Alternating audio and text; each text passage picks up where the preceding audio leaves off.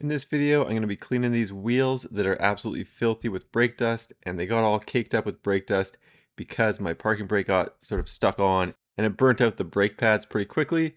And I'm going to try out this Chemical Guys Insight foaming color changing wheel cleaner.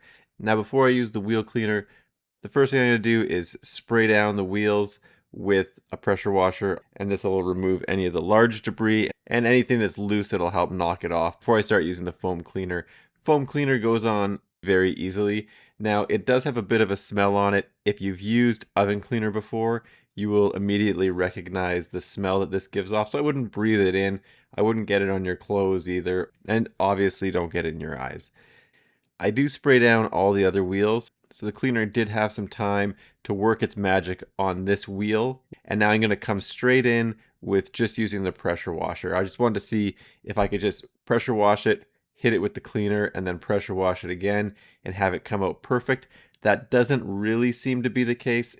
Even with the pressure washer up close and personal, there's still spots where the pressure washer couldn't get the brake dust off, although it did a pretty good job overall. And obviously the wheels are looking a little bit better. So the second thing I'm going to try here is my foamy ball on a drill. So I hit it up with that cleaner again, and then I use the foamy ball on a drill, and it does a good job actually. It takes off everything except it doesn't get into the corners where the spokes hit the barrel of the wheel. It does an okay job, but it still is a little bit lacking.